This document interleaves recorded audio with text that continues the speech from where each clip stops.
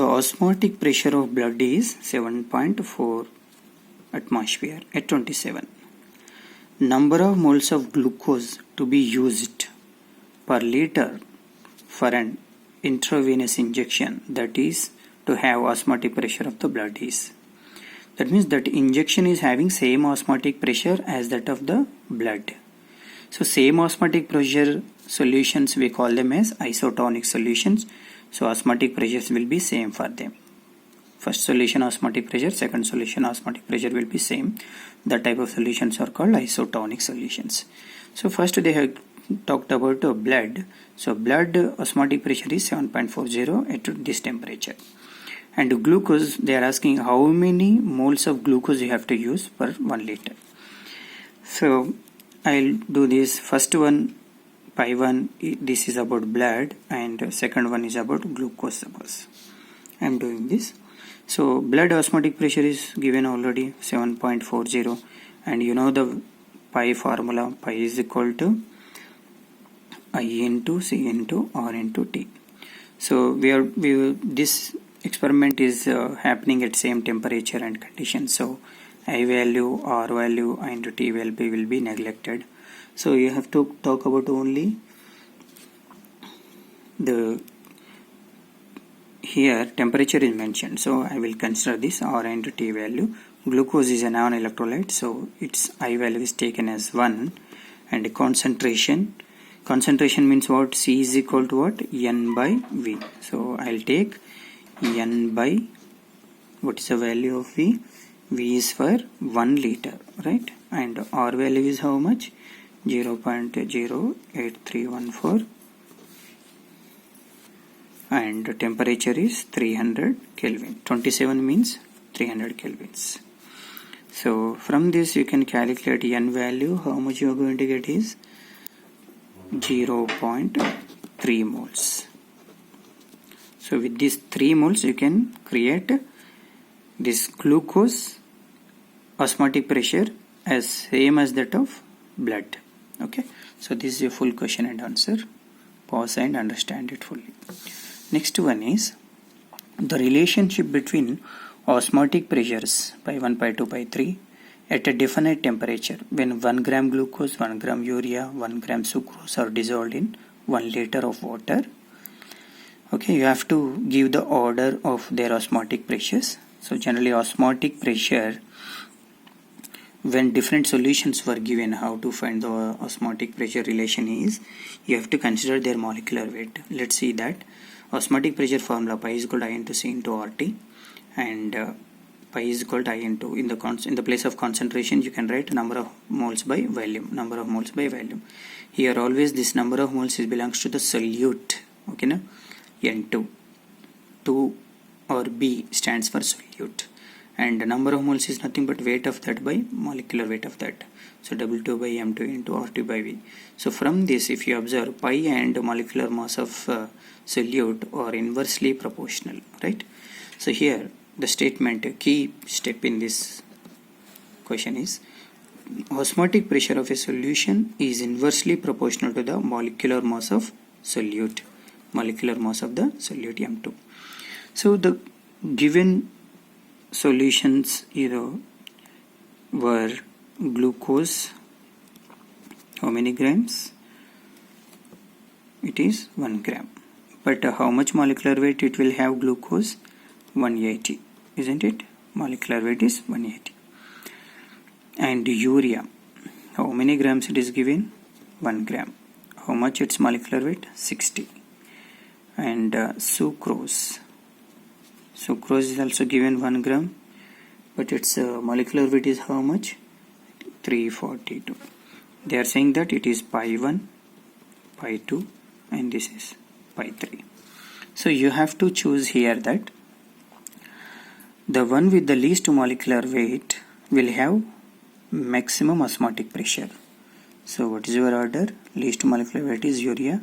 So pi 2 is greater than, pi 1 is greater than, pi 3 is your answer. So where is the answer now? Option C is correct. Okay, so look at this. Next one, another most important question. This is, listen carefully. A saturated solution of HCl3 has a vapor pressure of 17.20 mm of Hg at 20 degrees centigrade. Okay, while pure water vapor pressure is 17.25. So I have written here solution vapor pressure 17.20, pure water is 17.25. They are asking solubility product. They are simply giving vapor pressures and asking us solubility product of KCl3. To find solubility product of XCl3, you should know what is solubility product. KX3 plus and 3 chlorides. So its solubility is S and this solubility is 3S. Now KSP is equal, okay, it is S and 3S power 3. Now KSP is equal to how much? It becomes 27 S power 4, isn't it? Power 3 power 1, 27 S power 4. So to find KSP, you should know what is the value of solubility of these ions. So for very dilute solutions, I'll make a point here. For very dilute solutions, molality is equal to molarity, and molarity is nothing but concentration, that is nothing but your solubility. Okay, so you should find molality first from the given data, because molality in relation with this vapor pressures, we know that formula. What is the formula? Will have delta P by P naught, relative lowering of vapor pressure. This is equal to the I into X2. So now for dilute solution means it is N2 by N1.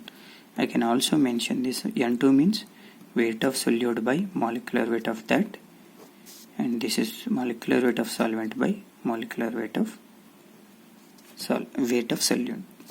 So now delta P by P naught is equal to, I will make this into your molality formula, I into W2 by M2 into 1000 by W1 into M1 by 1000. So what I am doing is I am multiplying this formula with 1000 and divided by 1000.